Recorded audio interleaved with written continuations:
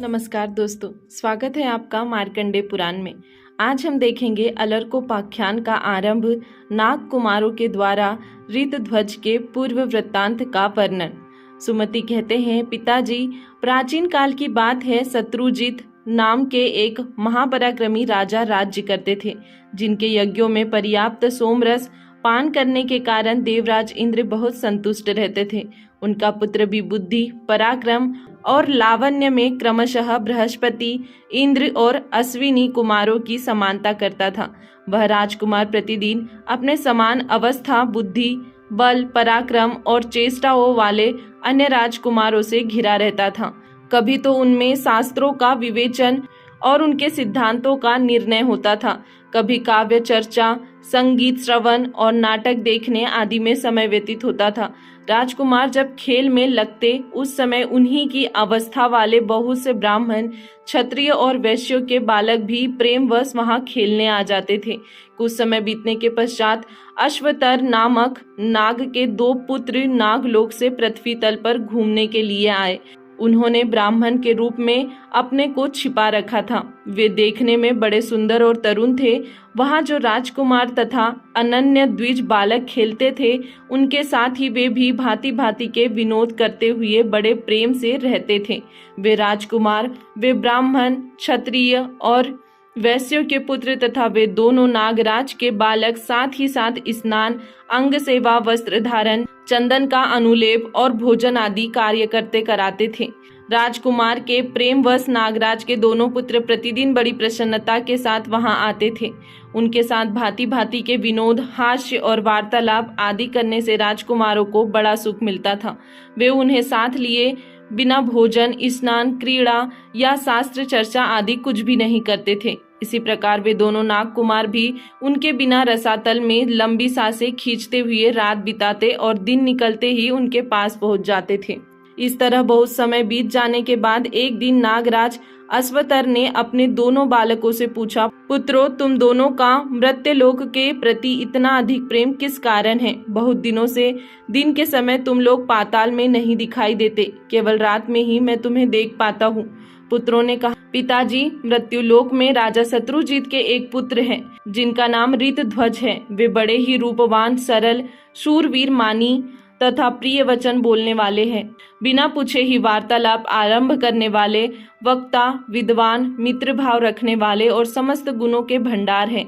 वे राजकुमार माननीय पुरुषों को सदा आदर देते हैं, बुद्धिमान एवं लज्जाशीत हैं। विनय ही उनका आभूषण है। उनके अर्पण किए हुए उत्तम उत्तम उपचार, प्रेम और भांति भांति के भोगों ने हमारा मन हर लिया है। उनके बिना नागलोक या भूलोक में कहीं भी हमें सुख नहीं मिलता। पिताजी, उनके वियोग से पाताल लोक की यह शीतल रजनी भी हमारे लिए संताप का कारण बनती है और उनका साथ होने से दिन के सूर्य भी हमें आनंद प्रदान करते हैं।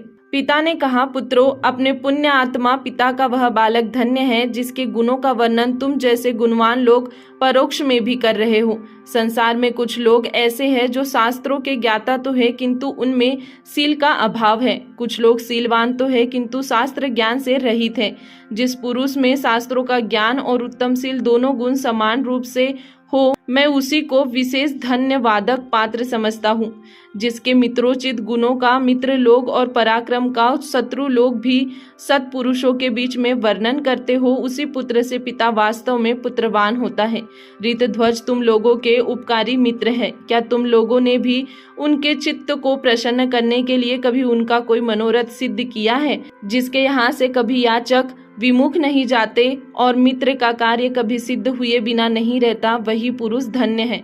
उसी का जीवन और जन्म धन्य है। मेरे घर में जो सुवर्ण आदि रत्न, वाहन, आसान तथा और कोई वस्तु उनके लिए रुचिकर हो, वह सब तुम लोग निसंकोच होकर उन्हें दे सकते हो। जो शूर हृदय का उपकार करते, शत्रुओं को हानि पहुंचाते तथा मेघ के समान सर्वत्र दान की वर्षा करते हैं, विद्वान लोग उनकी सदा ही उन्नति चाहते हैं।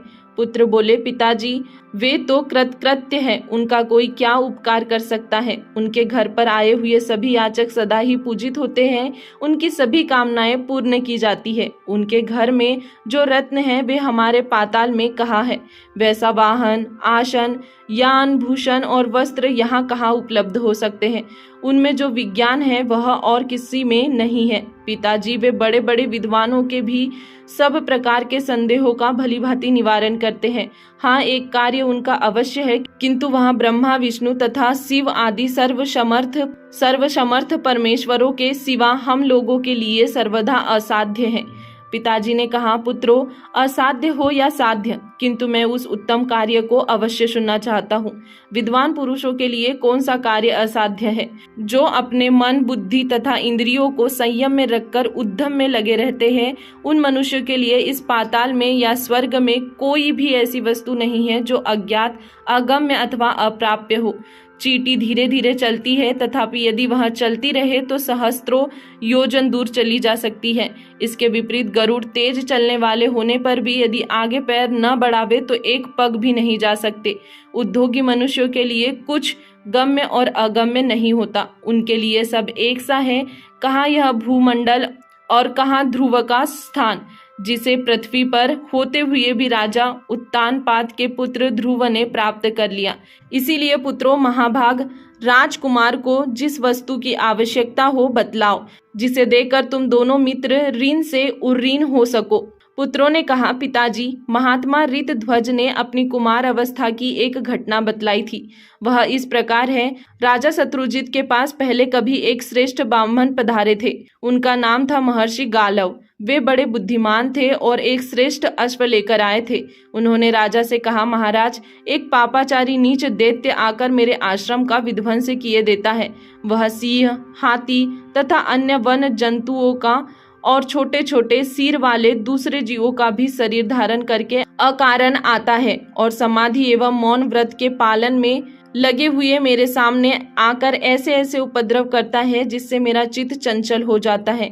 यद्यपि हम लोग उसे अपनी क्रोधाग्नि से भस्म कर डालने की शक्ति रखते हैं, तथापि बड़े कष्ट से उपार्जित की हुई तपस्या का अपव्यय करना नहीं चाहते। राजन, एक दिन की बात है, मैं उस असुरों को देखकर अत्यंत घिन्न हो लंबी सांसें ले रहा था। इतने में ही यह घोड़ा आकाश से नीचे उतरा। उसी समय यह आकाशवाणी हुई, मुने, यह अश्व बिना थके समस्त भूमंडल की परिक्रमा कर सकता है। इसे सूर्यदेव ने आपके लिए प्रदान किया है।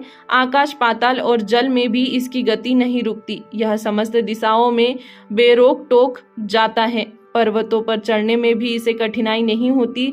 समस्त भूमंडल में यह बिना थकावट के विचरण करेगा।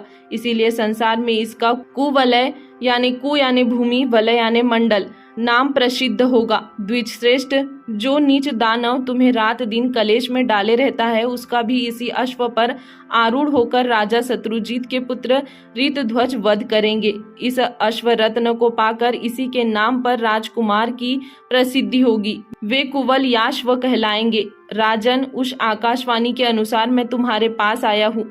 तपस्या में विघ्न डालने वाले उस दानव को तुम रोको, क्योंकि राजा भी प्रजा की तपस्या के अंश का भागी होता है। भूपाल, अब मैंने यह अश्वरत्न तुमको समर्पित कर दिया। तुम अपने पुत्रों को मेरे साथ चलने की आज्ञा दो, जिससे धर्म का लोप न हो पाए। गावल मुनि के यो कहने पर धर्मात्मा राजा ने मंगलाचार पूर्वक राजकुमार ऋतध्वज को उस अश्वरत्न पर चढ़ाया और मुनि के साथ भेज दिया। गालव मुनि उन्हें साथ ले अपने आश्रम को लौट गए। दोस्तों, आज के लिए इतना ही। इसके आगे हम देखेंगे अगले वीडियो में। तब तक के लिए धन्यवाद।